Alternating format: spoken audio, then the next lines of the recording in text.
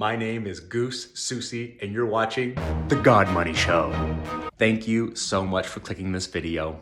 God Money is a channel where we talk about business, personal development, real estate, and God money. If you like this content, please like, subscribe, tell your friends, tell anybody and everybody you want to hear it if you like it. My goal is to share my story, share tips that have worked for me and my family. These aren't theories, these are things that have actually worked. And it's also to interview Christian leaders and businessmen and women to share how they became who they are today and anything that might be able to help you along the way. I didn't have anybody holding my hand. I am trying to make it as easy as possible for you to succeed and for you to get to your dreams, to reach your goals. Let's have a great show. I hope you enjoy it, and please take notes and comment below anything that you get from these videos. Again, if you like them, thumbs up, subscribe. If you don't, have a great day anyways. Let's start the show.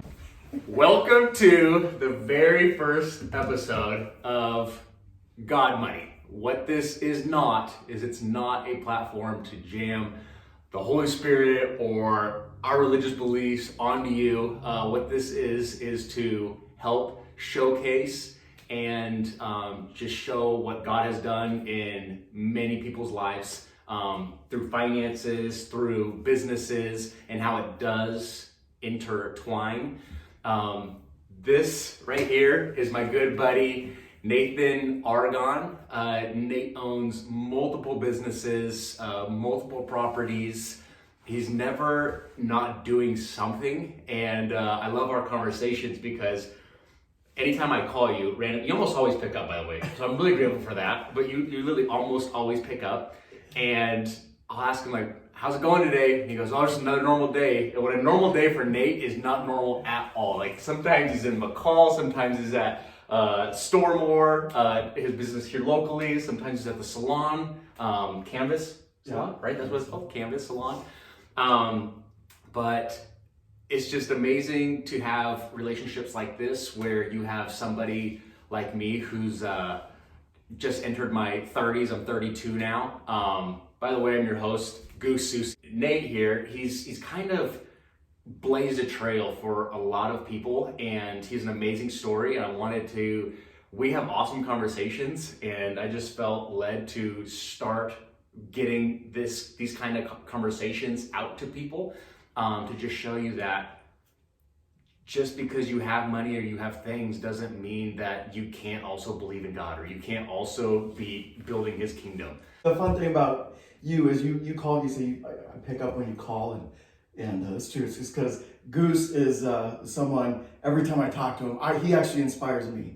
So, I've been doing this for, I don't know, the past 26 years, just a lot of different things going on. And I love when I see someone like Goose just full of energy and this excitement about going out and getting deals done, make things happen, and what he can do. And ultimately, we both know it's not just about Goose and it's not just about me, but it's about, being able to be a blessing to your family, to your community, to your church, to just people all around. So that's what I love about Goose. He brings just a new, fresh energy. So I love it. Thanks, Dave. And that's the show. Thank you.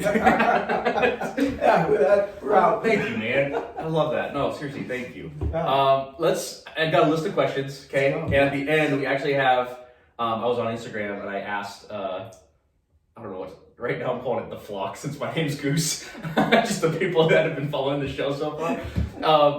There's 3 people that actually asked questions, and they're good questions. So at the very end, I want to make sure we get those answered. Mm-hmm. But the first question is just, who is Nate Argon? And I know it's a big question, but what I'd like for you to start with is maybe just like where you're born, how you were raised, sure. What did parents do for work, what kind of molded you into the entrepreneur, the businessman that you are today? Okay, yeah. Well, we should preface this with that Goose told me he wanted me to come on this show, this God Money show, and we were going to talk. And I said, well, what are we going to talk about? And he said, look, I just want it to be raw and real. So we haven't talked about anything at all. So he doesn't know what's on my sheet. I was like, great, let's fire away. Let's go through this. But yeah, I was born in Southern California, and I was the second child out of 11 siblings. So I've got a big family. My parents raised in a Christian home. My dad, he's always been an entrepreneur. He was, I mean, I could go through my whole history of what I was exposed to as a young kid, but my dad was an entrepreneur. My grandfather was an entrepreneur on both sides of. What were some of the things that they did? My grandfather, on my dad's side, he had actually, it was called Argon Oil Company. And we had different. He's got some oil money. Oil money. It's gone. It never made it through the generations. It was that's a story to be told. But yeah, growing up, we were Argon Oil Company. That's cool. But yeah, he had a different a plant and a number of different stations throughout the Redlands area of Southern California. So that's what my grandfather did. My other grandfather was heavily invested in real estate, but he was also, which is another really fantastic story, he was also a gardener. He had a gardener? A gardener, yeah. He had a real, like a lawn maintenance and stuff. Like landscaping, yeah, the whole deal? Yeah, and you know, they all worked very hard. And then there was my dad, and my dad just did, we did everything. We literally, from the time I was a young kid, I sold oranges because we lived pretty close to orange groves. But I packaged and sold oranges off of our driveway out front. I love that. I raised hustle. I love it. yeah, it really was. It was $1 a dozen. I still remember it. Yeah, it was good money. We raised birds. We did a lot of different things. He painted. He did wallpapering, and then he also was trying to build an advertising business. Okay. In the early stages of that. Is that the one he's still doing? And that's today. There's no more birds. There's no more oranges. No more oil. No more oil. We had vending machines. There was just we had a Christian bookstore. There was a lot of things my dad just kind of threw at the wall to see what would stick and go for. So at an early age, I kind of knew I wasn't gonna have a traditional job. And that was normal to you? That was very normal. Like, so it wasn't weird that dad was doing birds and oranges and the whole deal? No, yeah. And I would go, I'd go on those vending machine routes. They were actually, when I say vending machine, they were actually postage stamp machines. But I would go with my dad, and we would we'd go fill them up. We'd collect the money, and as a kid, vending machine that had there were stamp machines. Okay, not chips and no, yeah. But it was a stamp vending machine. So and you put these things all over town, and back in the day, I guess stamps, everybody needed them. I don't know why, but you wouldn't. I mean, as a kid, it just really, you'd go to the post office and you'd buy the stamps in bulk, and then you'd go put them in these machines, and you're selling these stamps, Like $1 markup? Oh, $5 markup? No idea. I mean, back then, I don't know, maybe a quarter. I don't know what it was. But I just remember when we would open that machine up, or go around the route. I mean, we would come home with just a bag of loot. I mean, it was just. I mean, all money. Yeah, I mean, I couldn't even really carry it. It was just full of quarters and dimes and nickels, and then then I had to sort the money and count it, wrap it in the coin rolls. Do all that so we could take it to the bank and make a deposit. And so that was like, I remember that we always did that at night for some reason. Sounds like you should have been doing it at night. Away from all the people. But on the weekends, you would catch, go into the bird area that we had, and we'd have to get the birds and round them up and take them off to the bird farm. And I mean, it was a very, it was a good life. It really was. I learned a lot. So would you say like you grew up more middle class, upper class? When I grew up, I always felt rich when I was growing up. But we were definitely not even in middle class status. That's interesting. Yeah. But your perspective was? My perspective was, well, my grandpa had this, my grandpa had a pretty prominent business in the small town that we were in. And so I just had this feeling of, I don't know if it was just because you think one day you're going to have something that they did. Yeah. So you had this feeling of you're wealthy. And part of it too was my parents, I never heard them argue or fight about money. Wow. Like money really wasn't discussed like it is, like with what I do with my kids. It just seemed like we always had more than enough. We were always fed. We always had, just the things that you need. Yeah. We didn't go on vacations. We didn't go out to dinner a lot. Not very much. It was a special time. Probably. It was very special. Birthday, or something like that. For sure. Yeah. Yeah. So that's kind of how I grew up, and then we ended up moving out of California in 1989. Came to Boise, Idaho, before it was popular. No one in California knew what Idaho was. Even they couldn't pick it out on a map. But we moved here and Iowa. Exactly. Yeah, people really. Californians, we do love you. So just keep coming. Just realize how we vote here. But yeah, in '89 we moved here, and going back to like the childhood stuff. While we were in Idaho, there was a bunch of stuff that happened with my grandfather's business, and he ended up losing everything that he had. It was a pretty sad story with that. Okay. And he died, and so there came to a realization to me that I wasn't going to be handed anything. So you saw the buildup, and then you saw the loss. Yeah, I saw I saw him go through a lot of different things and then it ultimately led up to his death, and everything was. My grandma was just left with nothing. Wow. And now it was a situation where you thought growing up, they had the boat down in Dana Point. They had, my grandpa, he had all sorts of stuff. Sure. And when he grew up, he was really generous. He'd always, every time you were with him, he felt like you were really. What happened? It was a lot to do with the IRS. Okay. He fought it for years, and he racked up so much money in legal fees and everything else. Ended up when he lost. They were just taken. So what did you take from that? Like, because that could have been devastating, and be like, okay, well, money's bad.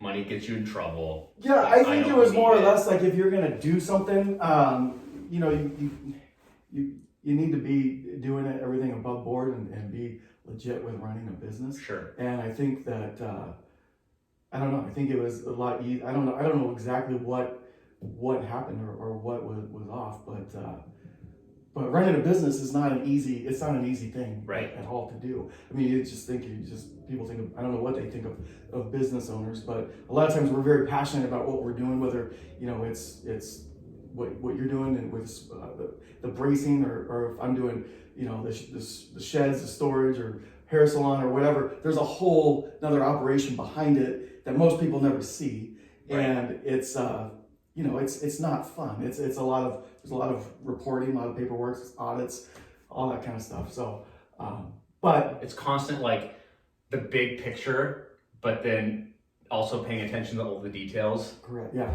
And I'm not great at all the little details. I just prefer the bigger picture. That's how I'm wired. Yeah. Yeah, but it is so important. Like I was having the conversation yesterday, actually, like how the bigger you even get, the more you have to pay attention to the details, or have somebody paying attention to the details. Yeah. Yeah. When did you? That was great, by the way. Like I love oil, birds, oranges.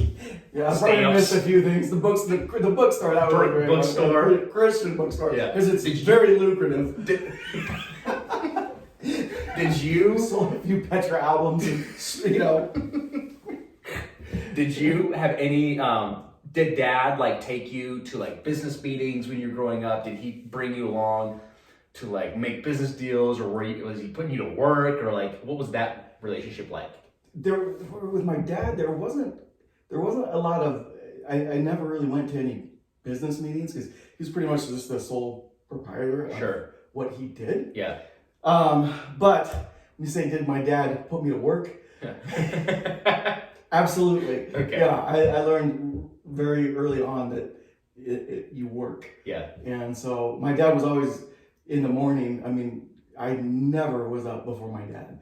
And I'd get up, my dad already, was up. And same thing at night, my dad was the last one To go to bed. That's what I remember in those early years growing up. My dad was up early, just getting after it. And then, and not to say he was absent, he was very much present. Sure. Yeah. in that. But I can remember, he had an office out back, and I can remember always, that light would be on for a long time, and he tried to run. He was running his business and working it, and so there's some things I picked up along the way, also on how you can be more effective. Sure. in running a business. You just don't want to do everything. You don't want to be everything that encompasses your business. Sure. You kind of, the big picture thing, and being able to run it and direct it, and then get really good people. Yeah. And I feel very fortunate because I have just the greatest team that is around me. I think that speaks a lot to who you are, though, because they wouldn't stick around if they didn't like the culture, they didn't like the guidance, they didn't like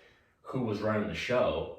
Like, it's a give and take. I mean, right. It goes both ways. But I mean, when you start realizing like your assets in your business are people, yeah, it changes the way you look at who you hire. Sure.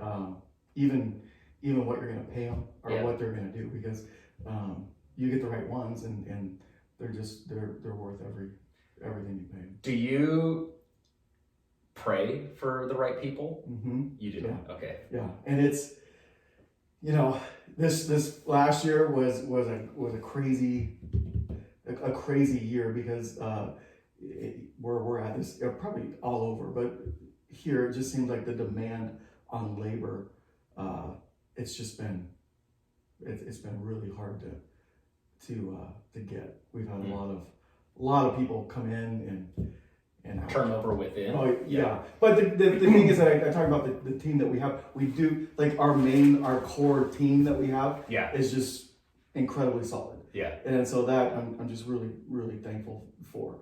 But it's about finding those other guys that I always tell you guys, you can't just write people off because they don't look like they fit the mold of what you're bringing in. So even if they don't, even like when I started doing with the manufacturing of storage sheds, I knew nothing about it. But the very guy at the top, I loved everything about him. Yeah. I wanted to be just like him. I really did. What about him? Just everything. The way he handled people, the way he handled business, customers. Even I can remember this. I started working for his name was Greg Brown.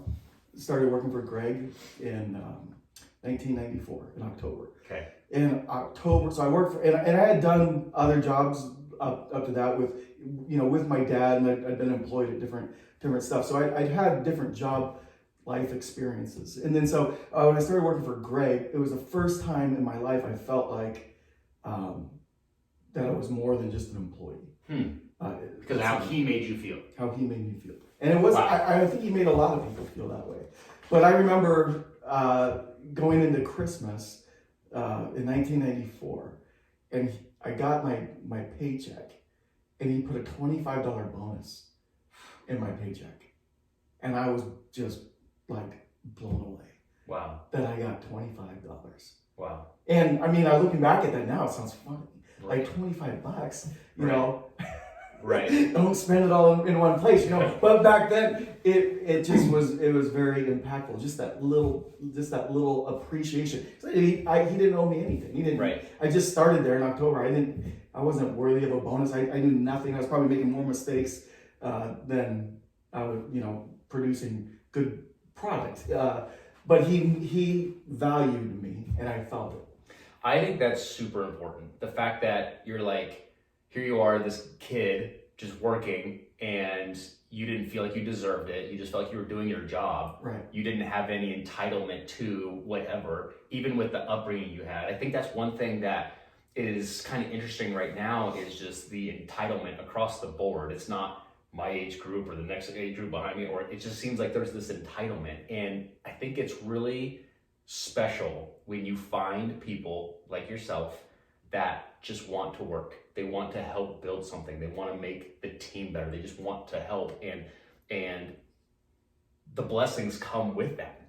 Well, that's exactly. I mean, the team. When I talk about that core group of people in there, those are the guys who have bought into the vision and they see it. Yeah. And in doing that, they've expanded, their territory and their areas of operations that they're over, and their pay, everything goes up. But it's by doing that. Yeah. By not just going, how much can I make an hour or whatever. It's like, well, how can we grow this company? How can we get behind this? And those are the guys you run with. That's your solid team. That's the team. Yeah. So, I love that.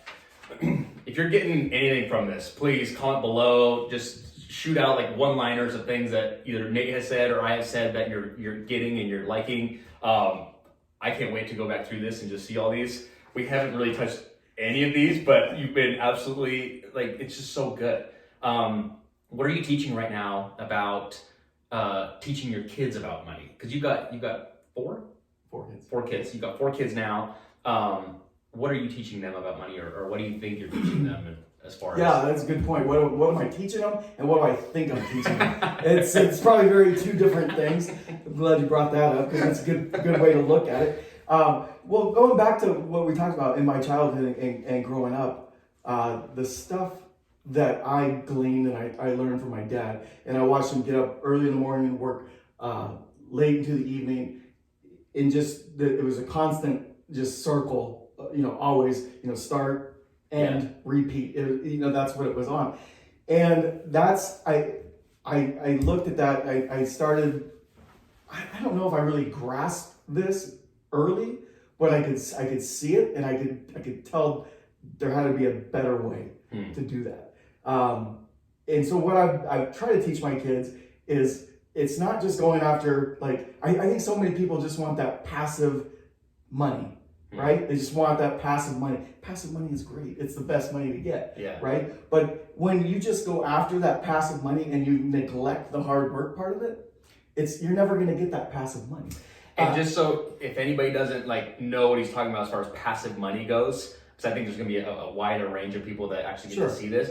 Passive money is basically putting your money to work for you. So it's you going out and collecting money, doing some type of trading your time for money or whatever, and then putting that money to work in real estate or in stocks or bonds or whatever. But it's your money working for you. So it's not, you already spent that time.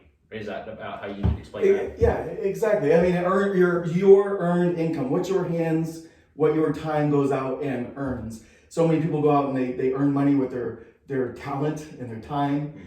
And they go do that, and then they take what they've earned and they spend it. They just completely spend it, and some of it justified, some of it not. There's bills, there's life comes fast, and there's all sorts of things that come up. But you have to pay yourself, because if you're not taking some of that money and putting it away to build something, you're going to be in that cycle, and you'll stay in that cycle till you retire. That's huge. So what do you mean by pay yourself? Because I think a lot of people say that, but I don't think people truly understand what that means, or if they've heard that and doesn't know what that means. Yeah, every month, if you budget things or however you're running your finances, you get paid by what you earn. So your earned income, you've got to go take that and you start paying everything from there. And everybody knows you've got rent to pay, you've got utility bills, you've got all this stuff. But most people just go out and they pay all that stuff. But there's got to be a line item in there that says, your family or what you're doing, and that money's got to be put aside, and there has to be intention with it, and there has to be a plan. Even if you don't know what it is exactly where that money's going to go, you've got to put it aside, and because the stuff will, if you're diligent in doing that, the ideas will come. And you'll be able to figure it out. But until you get there, like opportunity, everyone talks about, some people have a lot of opportunity. And the saying, the harder you work, the luckier you become. Right? Yeah. Some people look at it, my grandpa, he's always said stuff to me like, I can remember him saying this is even years ago. He told me, he said, hey, you could fall in a pile of manure and come out smelling like a rose. And it's saying about you specifically, yeah, or just me specifically. Yeah. And I think he might be referring to maybe luck or Sure. More opportunity or something like that. But what a lot you'll of people, make the most of your situation. Yeah, and I think so. But I think a lot of people, they will, everyone's going to stumble and come across different things in life, and some people will stay in that point and they won't get through it. But you've got to just keep going. You've got to just keep on going. It's like working out or something. Right. Yeah, nobody wants to train or work out, but you think you do until you go do it for 5 minutes. Get on the treadmill or or something. Yeah. So, but what I'm teaching my kids is basically that not to see what I've done and say, oh well, Dad's done well with real estate or business or that. And I want them to see that and I want them to know that, but I want them to know the path that it takes to get there. Not necessarily like you have to go through every hardship that I went through, sure, but to understand that it's not an easy road, and the money that you get, the money that you make early on is so important to what your future's gonna be. I mean, you can squander it all and and think you're gonna get something later on in life, or you can actually take that money and put it to work. But like me, when I was a kid, I knew early on I wasn't going to get anything given to me, and so there was that, and my other grandfather too, who had real estate. He, like I said before, he was a gardener, and I'd go out on his lawn routes with him, and we'd push mowers around, and I was thinking, wow, this guy, this is hard work, and he was very successful. So you've had mentors throughout your life then? Yeah, definitely. How important is that? Extremely. Yeah. Extremely important. And I've been very fortunate with, I've had my dad and my grandfathers, and they showed me different ways of things, but I really think, and nothing to say that they didn't do anything better or greater or anything, but it really wasn't until I came to Stormore in 1994, and it was Greg Brown who I saw, and it was the first time I saw someone who I felt was doing it really the right way. Wow.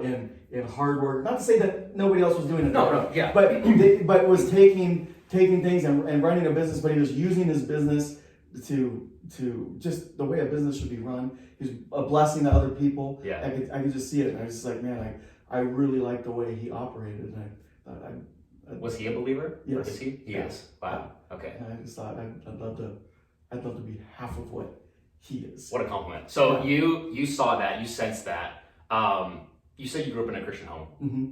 So did you know that Greg was a believer the whole time, or did that come later on?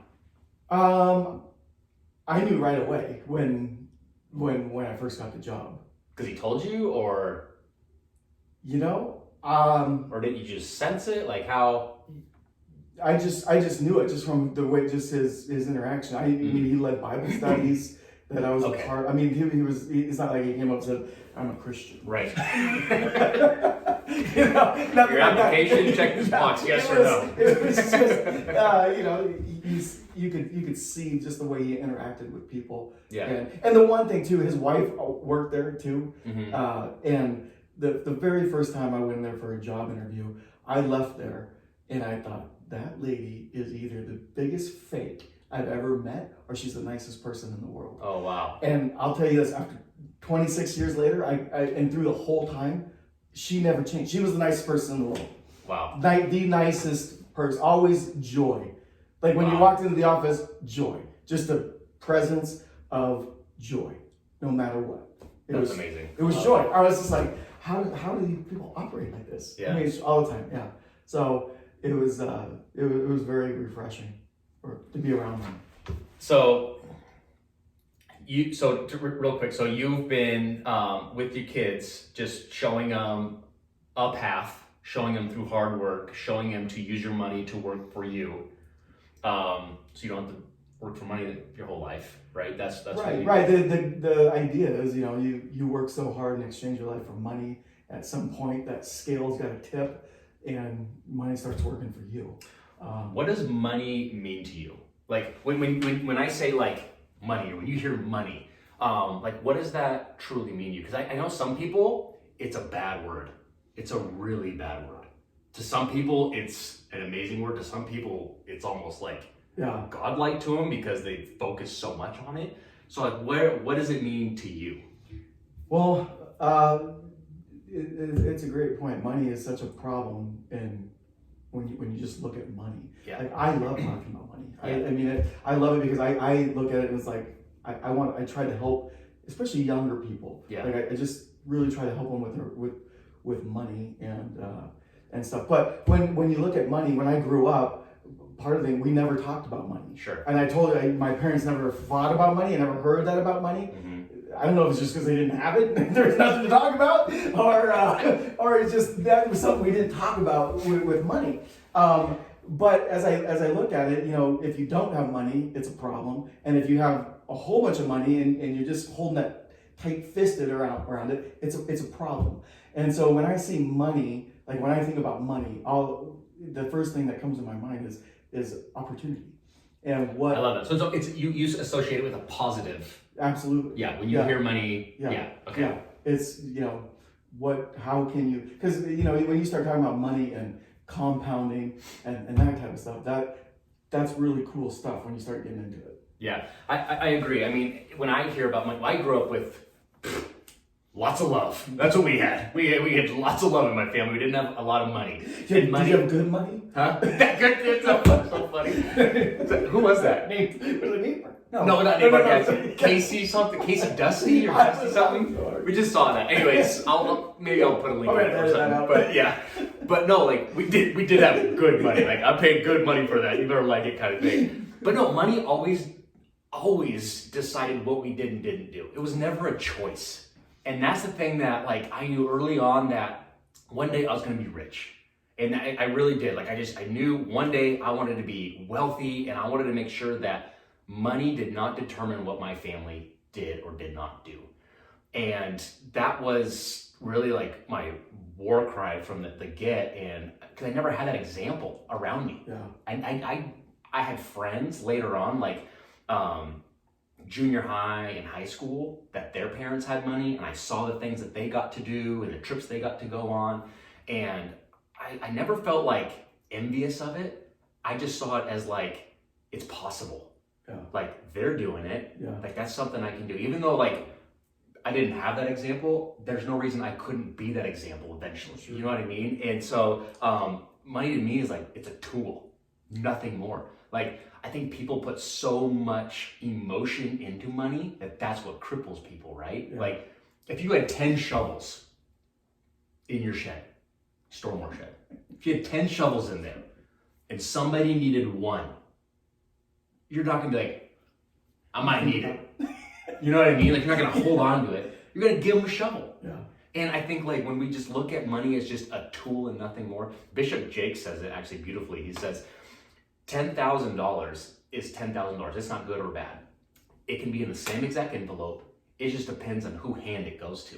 It doesn't even have to change envelope. It could go to pay off a hitman, or it could go to fund a youth ministry or something, right? Or buy somebody a car or something. Like money is nebulous. It's not good or bad. Yeah. It just is. It's in the hands that like I don't know. I just love that. So I love that like you associate it with opportunity. Yeah. That's exactly what it is. Like it's an opportunity to do something with, not hoard. Right.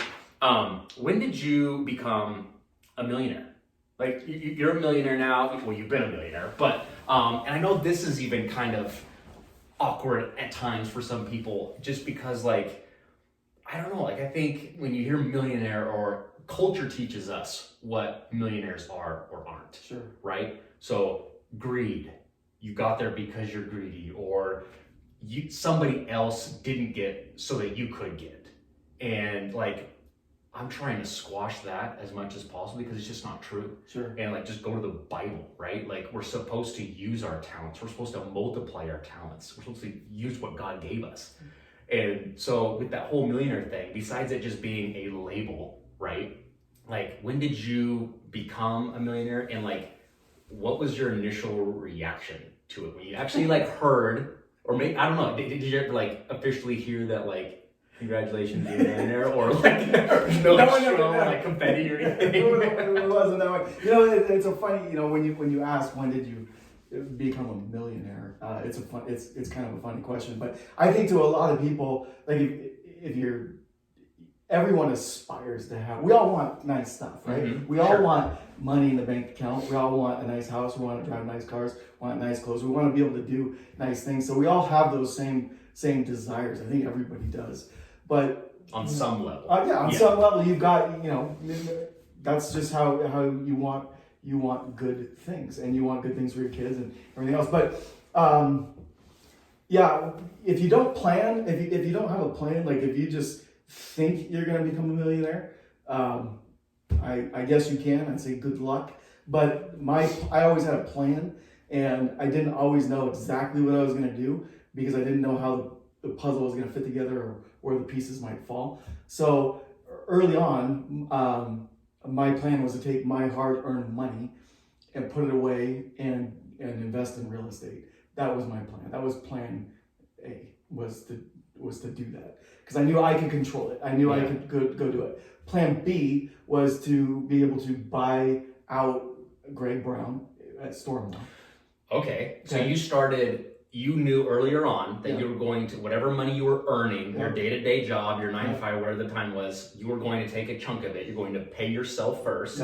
And that was going to be what was going to fund your real estate. Correct. And pay future Nate and his family. Yes. Okay. That was plan A. And I knew I could control that to some extent. I could control how much, you know, exchange the time for money, put money away, invest in real estate, and then just, you know, hopefully keep chunking away at it. And not to say Stormore was plan B, because I almost say Stormore was plan A, but I didn't know if that was going to be to buy it. I didn't know if I was going to be able to do it. I didn't know if I was going to be in a position to do it. I didn't know I didn't even know if I'd have the opportunity to do it. Sure. I didn't know if he would sell it to me, or if I just didn't know what the future held. So the plan A was to definitely invest in real estate, and there's so many fun stories we could get in. I could probably talk forever on that. That's one of the things we're going to end on. Yeah. So, but plan A was the real estate thing, and plan B was to buy Stormore. But I always said, okay, by the time I'm 30 years old, I want to be a millionaire. I want to know that I've, you know, on paper, I'm a millionaire. Doesn't mean you have $1 million, you know, sitting in the suitcase. In these skinny jeans, loaded up, pockets heavy. These are only skinny jeans because I've gained some weight. They're a little tight on me. They were relaxed fit. Exactly. Boot cut, relaxed fit. They're my skinny jeans now. No. But no, a millionaire. It wasn't like $1 million on bank. It was $1 million in net worth. And so I always said my goal was, by the time I was 30, to be able to hit that goal.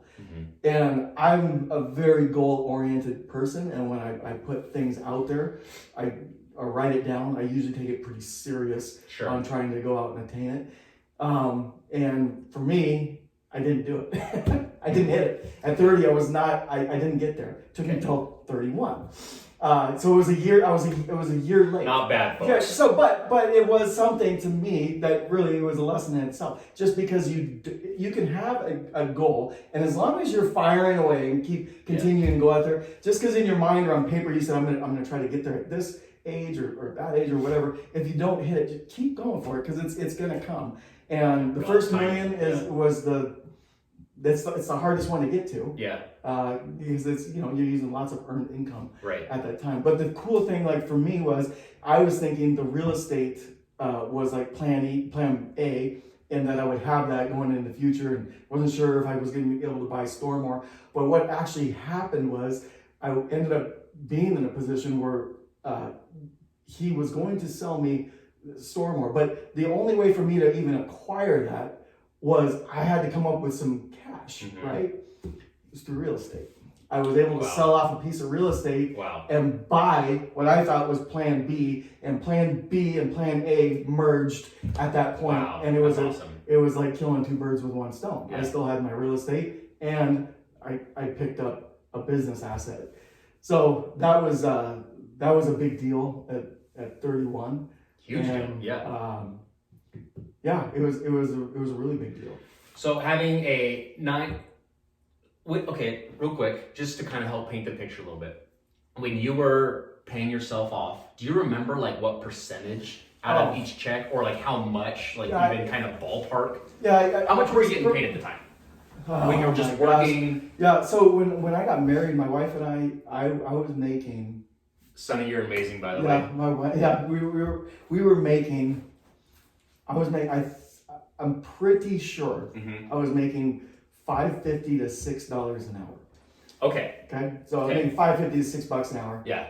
She was a waitress. Okay. She was earning, maybe $3 an hour back then. Plus tips. Plus tips. Yeah. Yeah. And so I was together. Maybe $10 an hour. Sure. I don't know. So collectively, like monthly, you're probably bringing in $3,000. Maybe. Probably closer to like 2,400-ish. Yeah. Okay. Yeah, Okay. Yeah. Back then, it's all pretty skewed on what we were bringing in. But before we got married, we bought our first home, and then we got married and we were able to move into a home right off the bat. So at 19 years old, but I think we were 18, 19, I can't remember how exactly old. I think we were 18. We decided we were going to get married eventually, and we needed to start saving money. Okay. And so even making, really low wages and stuff, we were able to save, by the time we got married, we collectively had saved $12,000. We were still both living at home. How long did that take you? It took us almost a good year. To save $12,000. Mm-hmm. Which is a chunk when you think about it. Yeah. From what you were getting paid. Yeah. The discipline. Yeah. To save $12,000.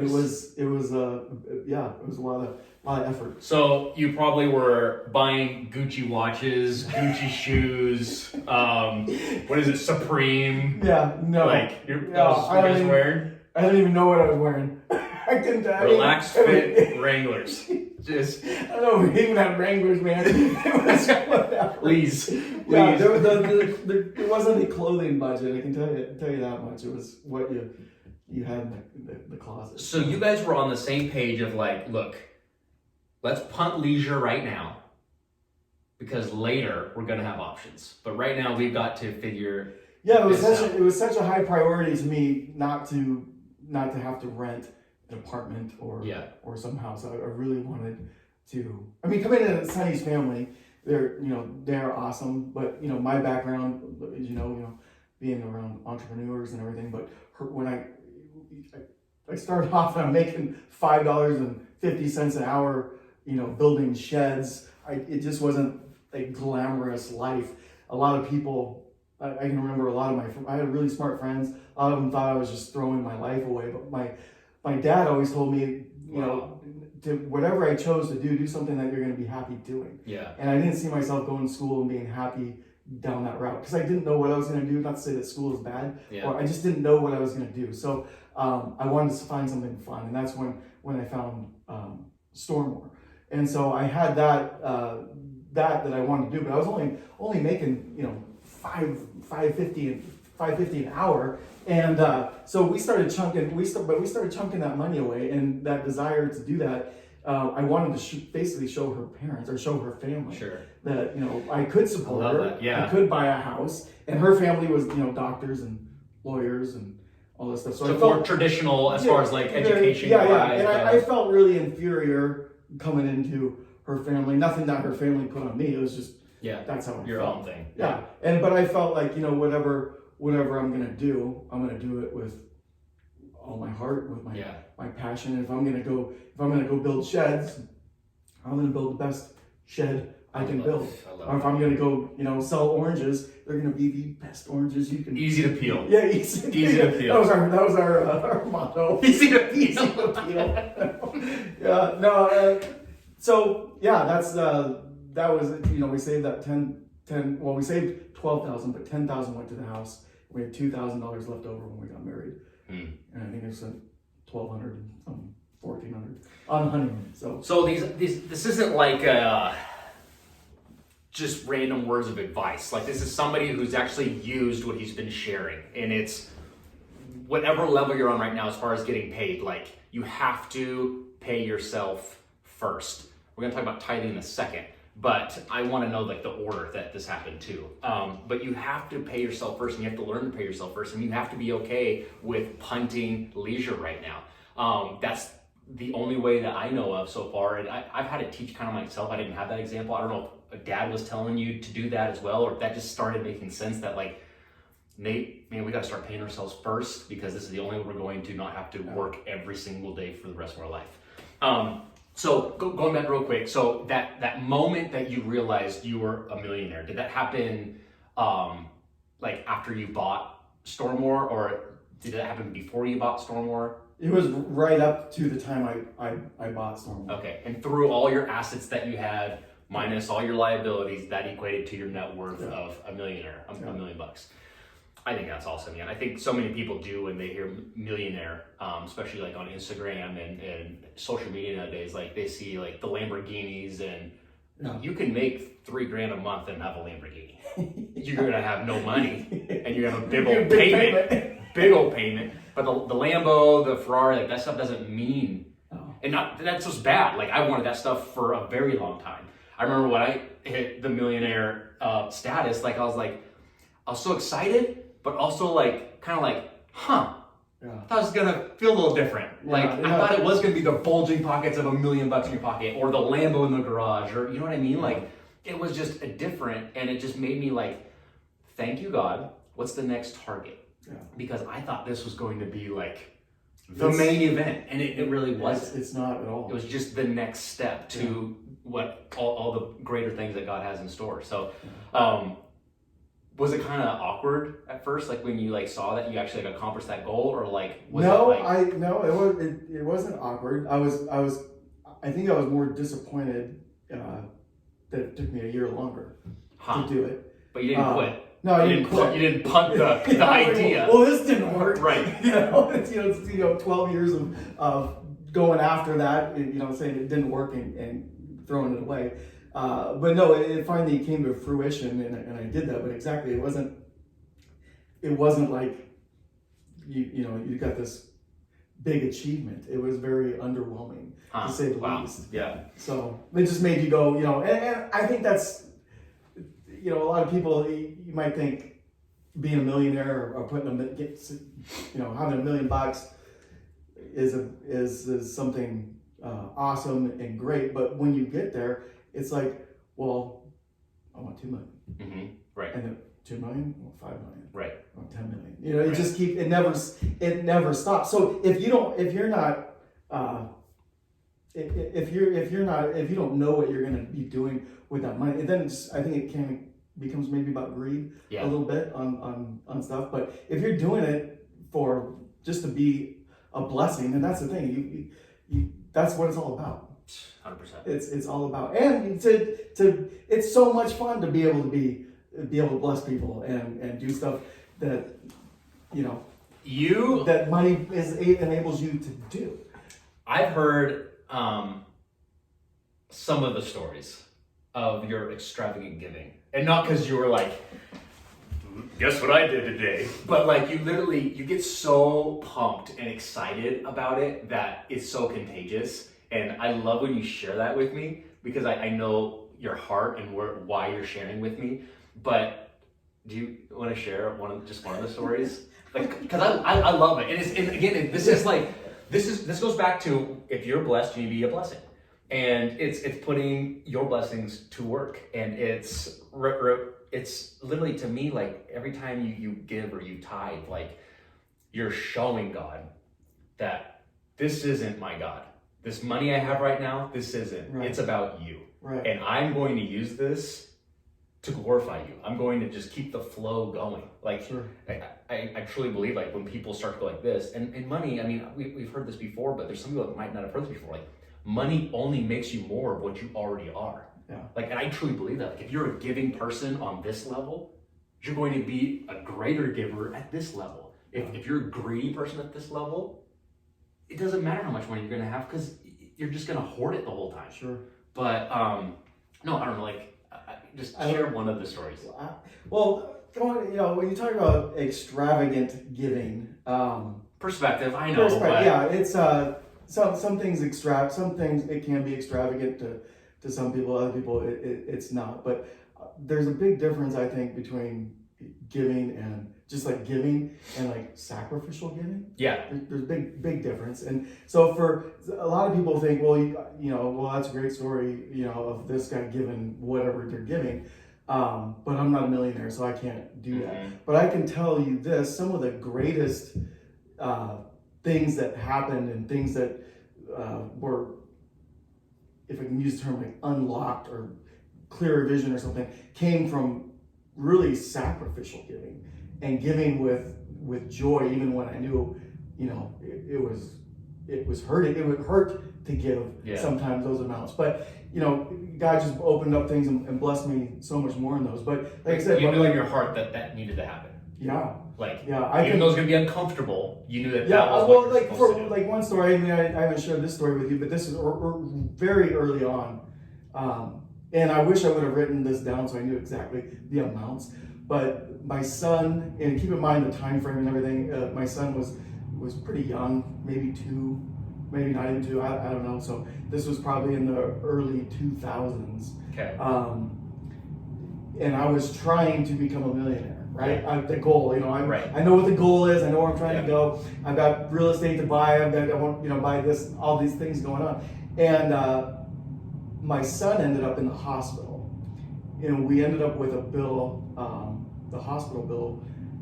I want to say at that time it was around $4,000, something like that. It was a big bill to me at that time. And I can remember going to, or it was coming into the weekend or whatever, and I may have just gotten that bill and wasn't feeling real excited about that, having to pay the hospital for this this huge bill to me at the time. So I remember going to church, and before I even went to church that Sunday, I remember it was just on my heart to give more. Well, I don't even know what more meant back. Do you remember what amount that was? I don't even know. It might have been a couple $100. I don't even know what it was. Yeah. But I remember I was so excited that I actually wrote, when I felt that in me, I wrote that check out like on a Saturday. Yeah. Like before I had even gone into church to give it. And then went to church, and I just couldn't wait to give it. It was like this joy That's so cool. to do it. So it felt like really a part of worship to me. Like I was just, that's how you were supposed to give. Yeah. And I don't feel that way all the time about giving. You just don't, it's just not in you where you feel that like that. But I remember that. It was such a small amount too, like back then. But I gave to Nate now. To Nate now. To Nate then. No, to Nate then it was a stretch. This God is is stretching me. And anyway, I gave that in that Sunday offering. That week, I remember that week, just opening up the mail, and I got out of the blue. There was something from the escrow account or something. I didn't understand this all when I was young, but I just got like $800 all of a sudden in the mail, and I was just pumped. I can't believe it. And people can say, oh, that's just coincidence. And it's probably because the check's probably already coming, right?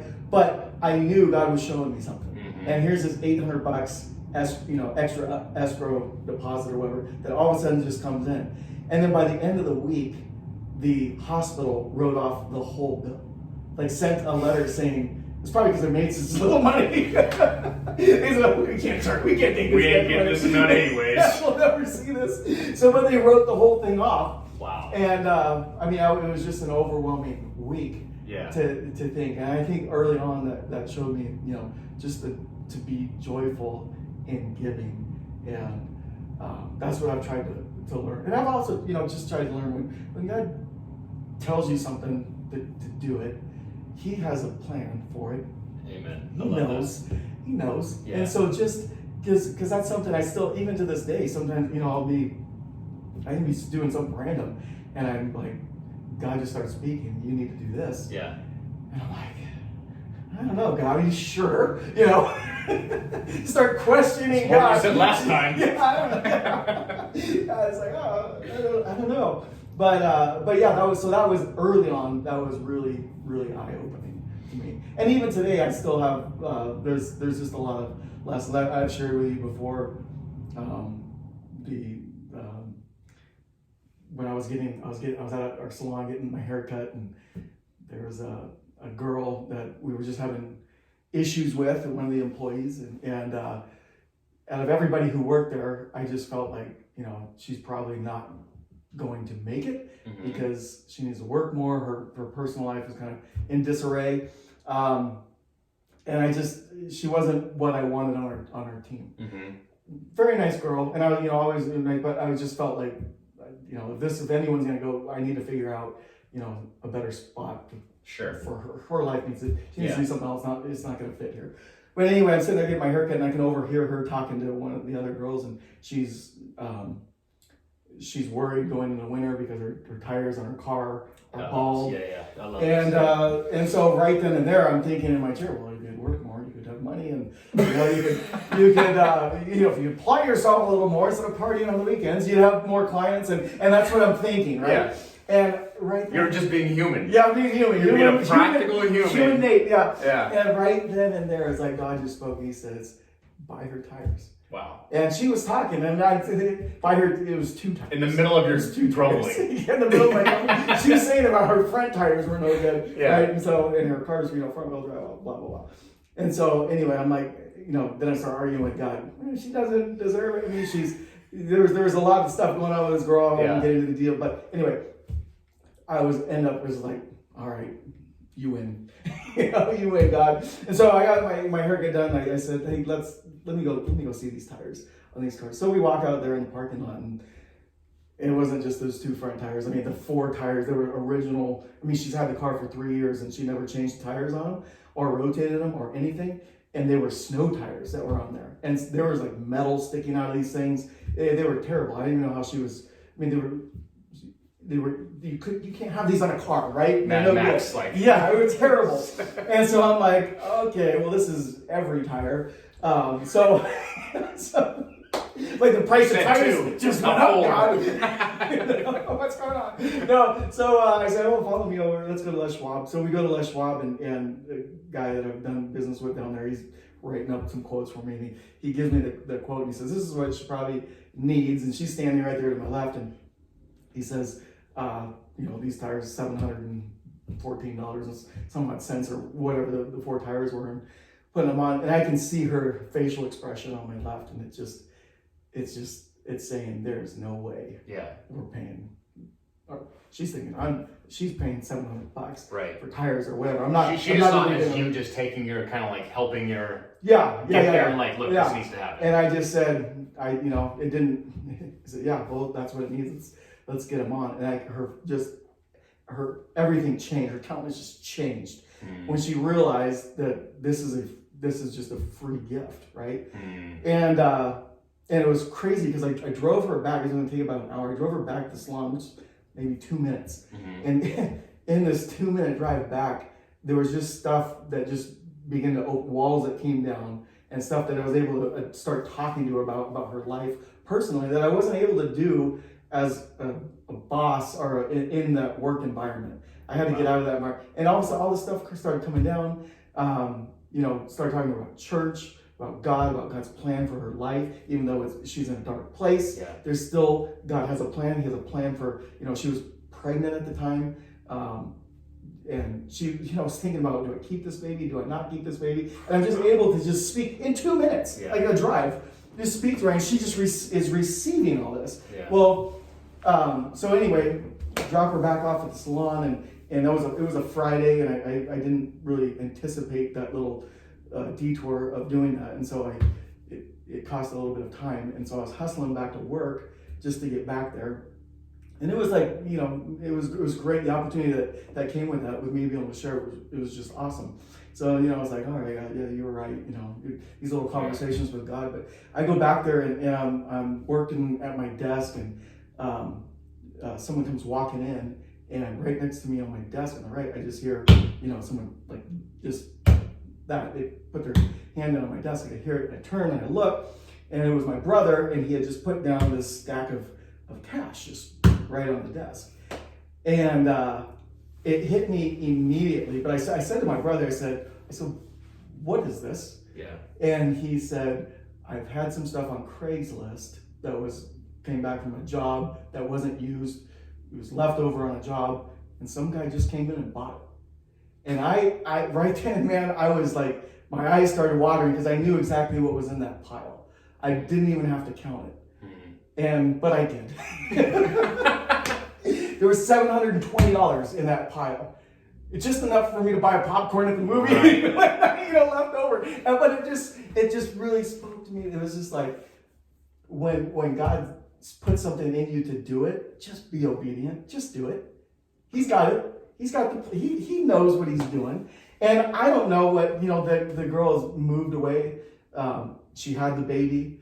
I haven't really stayed in touch or anything, but I know that something happened in that experience right there. And I really felt like, looking back at it now, I really felt like that was the first time that and this might be kind of weird or whatever, first time a male figure did something for her with nothing. No, there was just nothing. It's just, this God wants you to, this is for you. And that's how I felt. So Nate, I love that. Yeah. And that's not even extravagant. But it's just some people are going to see that you literally bought somebody else's tires and they're thinking, I can't even buy my own tires. You know what I mean? So I think what's so important to realize is the obedience. Like when you feel something on your heart, like when you just hear the little voices saying, give or do this or do that. And when you act and you obey and you do that, like the blessing is going to happen, but you have no idea how it's going to come back to you. And it's not about like, I'm going to give so that I get something back. But I think it just does. It's just the principle of how it works. Yeah. And it might not be an immediate thing, right. But I think it was an immediate thing for me because I probably needed that lesson. Sure. So it was just like, right then and there, it's just like God just saying, I tell you to do it, you do it, and just know I'm God. I'm in control. Yeah. Right? And so that was even if you don't see the immediate blessing, there's still a blessing. I mean, you cannot outgive God. You can't, right? You can't. It'll come back. It will come. It's always come back. 10 times, 100 times. Yeah. Who knows what the return is? Yeah. And it's not always money. No. It's in relationships. It's in, life is so about commissions. If that would have been done, a deal, as I dropped her back off of the salon, I never went back, and there was never any money involved, like that immediate return, back to me there. Just the breakthrough that we had alone in that. I just felt like that was when I left the salon, when I dropped her off, I just really felt like, oh my God, you're good. You're right. Yeah. I just needed to listen and be obedient. But then it was just like icing on the cake that the same dollar, literally within $5 with some junk that's been on Craigslist ends up getting sold. I mean, that's been on there for who knows how long. I love it, man. I mean, it's not coincidence. That was not coincidence. That was God. Right. 100%. Yeah. Yeah. So how tithing? Mm-hmm. Tithing's changed my life in every aspect. How has tithing affected you personally, financially? When did you start tithing? Starting to tithe, it was something my parents did. I knew my parents did it. Mm-hmm. They never really taught me about it, but it was always something that you did. So you tithe, you earned, you tithe. And you know what tithing is? It's 10% of your earned income. Of your income is what it is, 10%. Yeah. And I think that a lot of people, tithing, people get into it and they go, well, is tithing, is it 10%? Is that on your net? Is that on your gross? I go net. How do you do it? I haven't found the Bible that says gross, so I went with net. Forgive me. But I think no. This is great though. This is great because I think a lot of people really start getting into this. Well, is that really obedience if it's net or if it's gross, or there's all these things you can start talking about, right?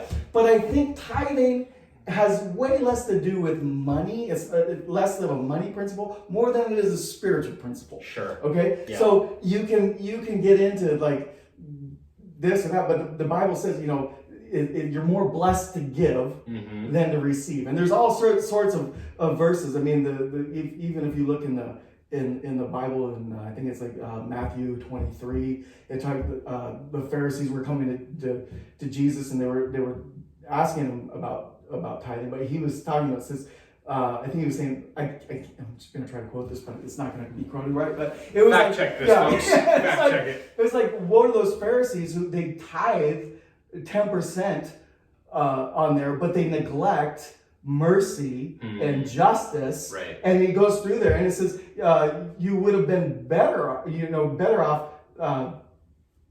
keep holding those things and sticking to those, and not neglecting that also. But they're trying to, so we get into this thing where we're trying to like figure out, well, if you have to give this much or that much. I think God's called you just to be generous all the time. And if it's always like let's say you give 10%, and does that mean like you're done for the month? Yeah, no, I don't think so. I mean, is that, or is it just more of an obedience thing with God? Yeah.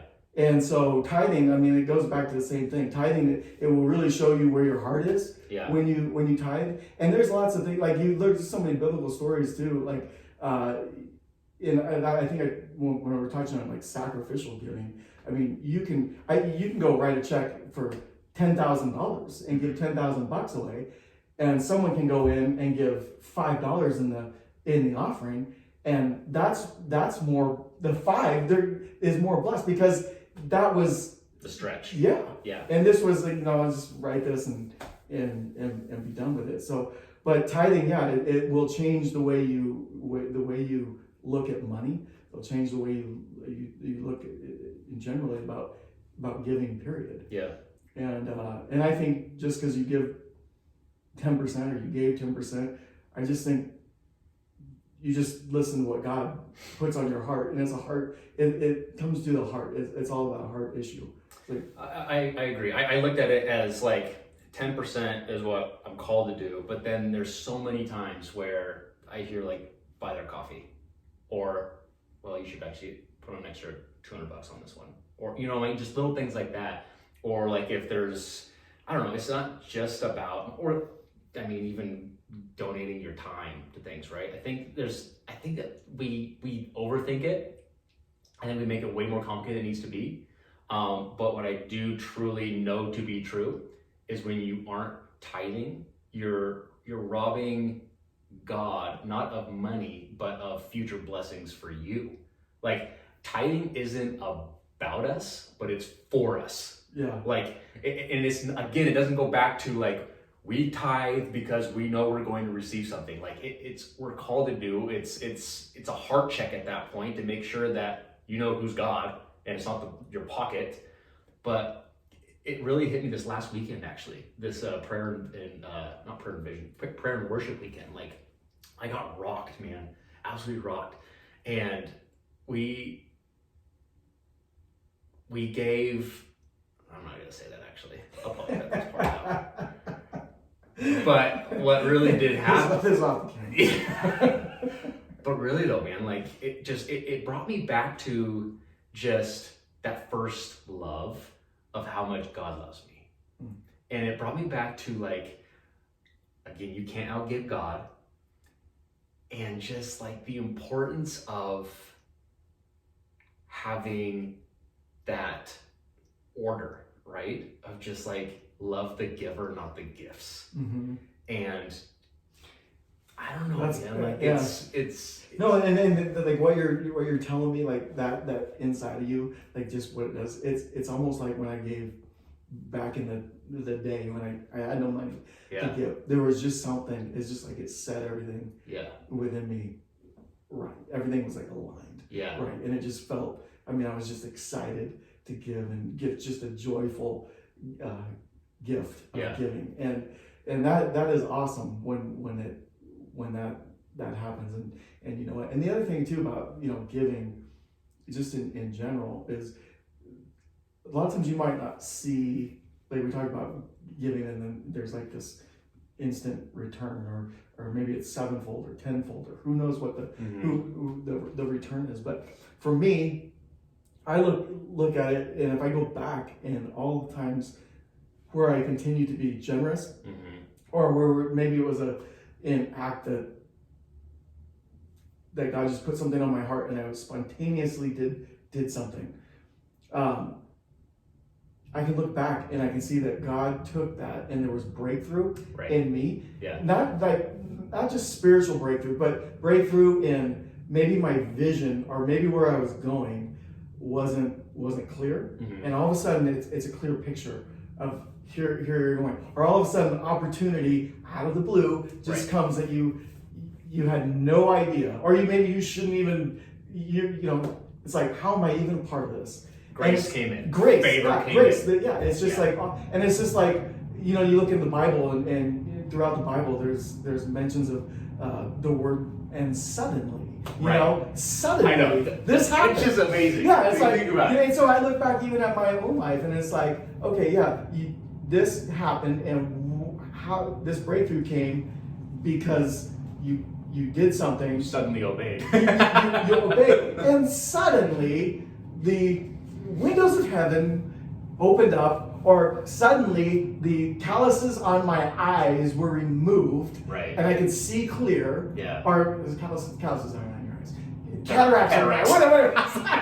Got some different eyes over here. But anyway, your eye, you could see clear of where you're going, and and charting that course. So yeah, tithing in general.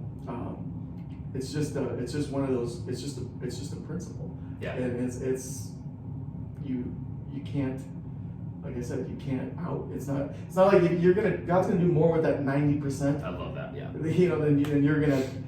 God's gonna do more than 10% than you're gonna do with that 90%. And it really just shows, like what you're saying. It shows the heart. It shows it's not controlling you. Yeah. And the decision that you're gonna make isn't gonna be made on whether or not you have the money to do it. You're just doing that out of obedience. So good. Yeah. You kind of hit it, and I know we've been going for a while here, but I do want to hit a couple more things. What are you scared of? One-liner. Flying? Really? Like in a personal, private plane kind of thing, or airlines? I don't know. I'm trying to think of what I'm scared of. I don't like to fly. I'm not scared. I just don't like it. Okay. I don't know what I'm scared of. You don't know? I don't know. I'm scared of our government. No, I'm scared. There's not. I don't know. There's not a lot of things that I lay awake and think that I'm scared of. I think that's who you are, though. That's one thing I love about you is I've never scared seen of you sharks. down. Sharks.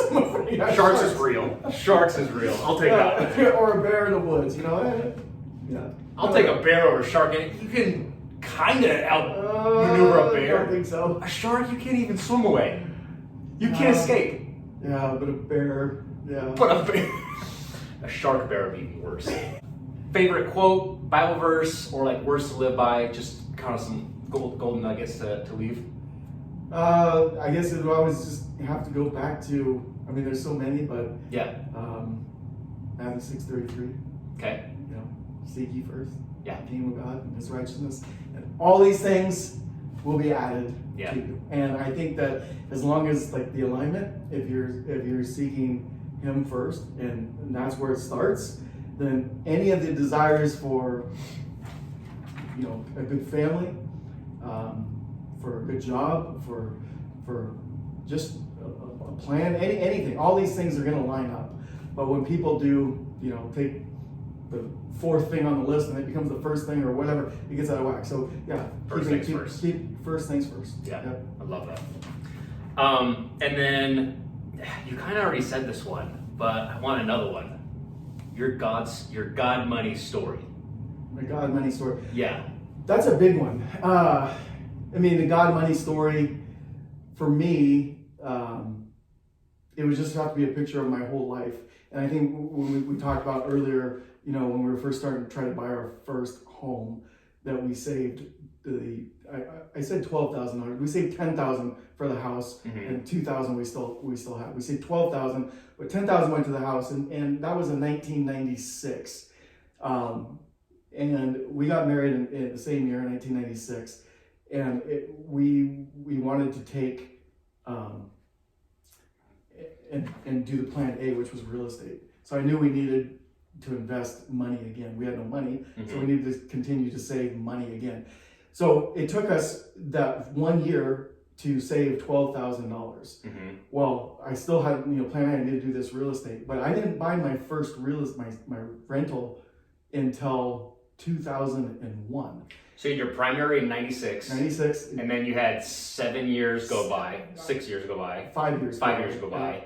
Five years go by, and it took us another 5 years to actually put $10,000 back into the bank.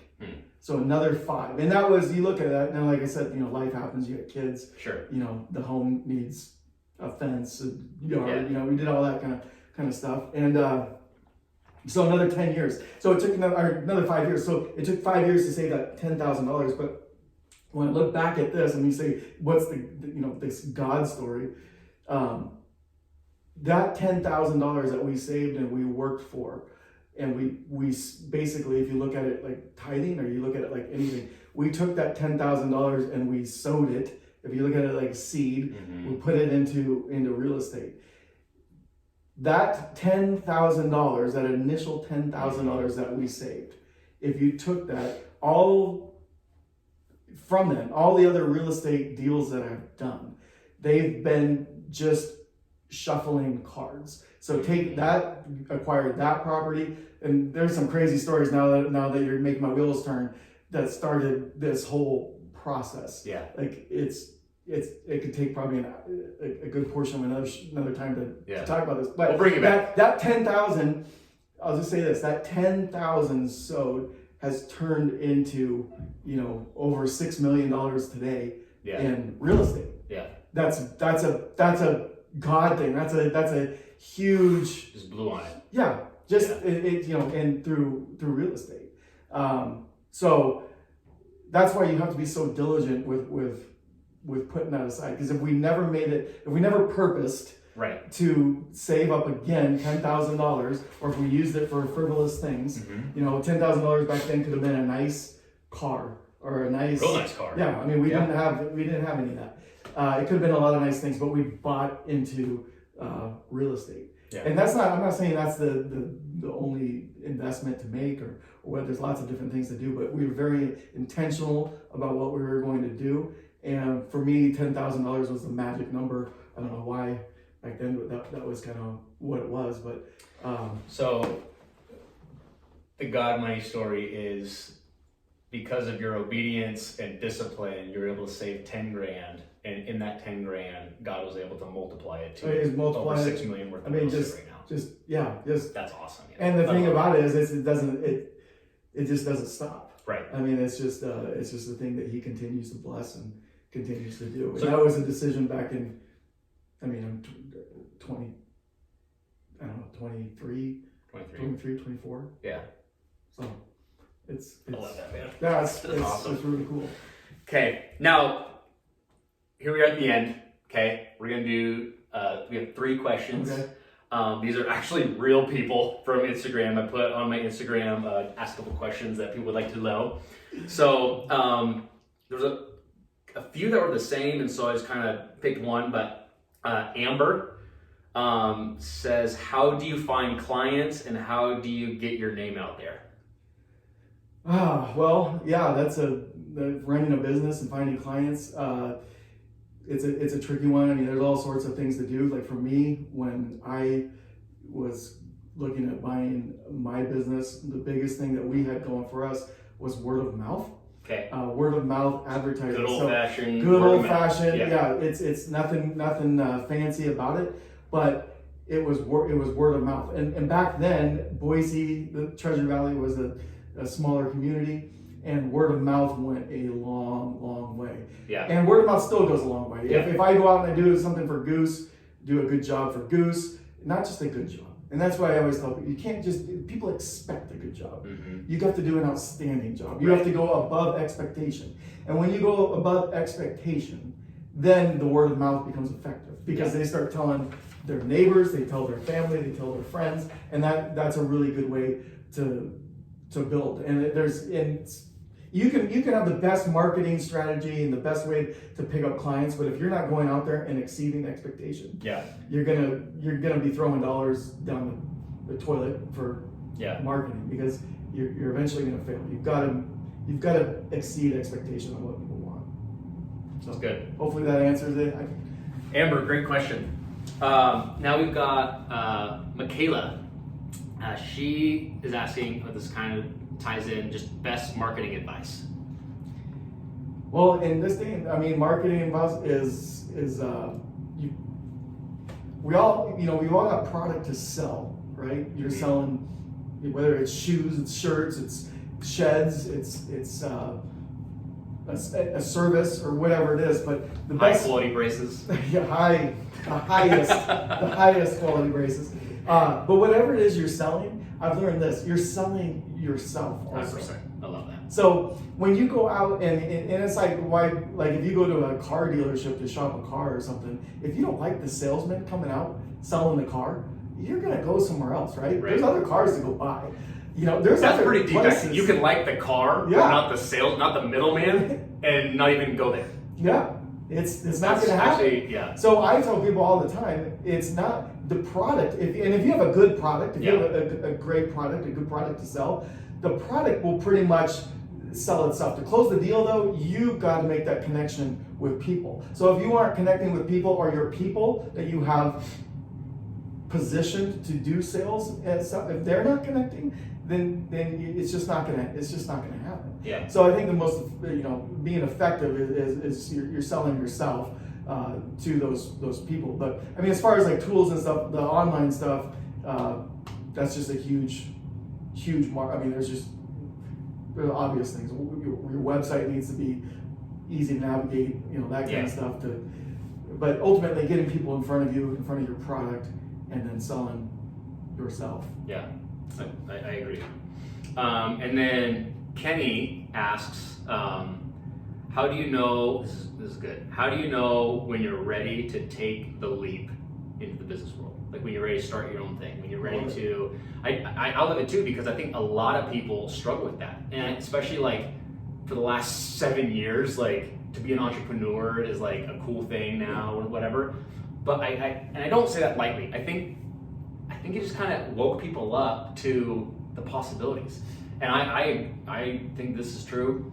It is easier today to start a business than it's ever been, just because how many free tools we have. I mean, with your cell phone, you can run and operate business. Yeah. So what is your answer? Like, when do you know? Yeah. Now's the time. I love this jump. question. Yeah. Go. Start. Yeah. That's such a good question. Like, when do you know? And I'm going to go back to some knowledge that I got from my dad. Birds or oranges? Birds, oranges, the whole. All right, let's go. Okay, this is from Chuck. Chuck. All right, Bobby Chuck. So my dad always told me, if you wait until you have the money to go start something or do something, you will never start. You'll never go. If you wait till you have the money, or you wait till the circumstance is just right. The answer is you dive in. That's the answer. You just do it. If it's in you to do it, you just do it. And I say that, and I don't know what it is, what business you're pursuing or something, but for me, you still have, you've got hard work. It's like, well, I want to pursue, owning a bunch of real estate. That's great, and yeah, maybe go get your first deal done or something. But that doesn't mean you forsake your job, your 9 to 5, or your 6 to 9, however you look at however your work schedule is. You still have to put in the hard work. Yeah. So don't neglect the hard work, but if there's something in you to start or go do, get that thing going. Put a bunch of time into that. Work your tail off, and eventually it's gonna flip. Where that thing that you're passionate about will start producing that money, and it will take over the traditional job. I love it. If you do it right. Yeah. I love it. That's great. So That's great. Yeah, and maybe like if the goal is real estate, right? Like maybe instead of buying 12 units to start and waiting until you have that much money, maybe you go buy a $12 real estate book. Like just start the process. Yeah.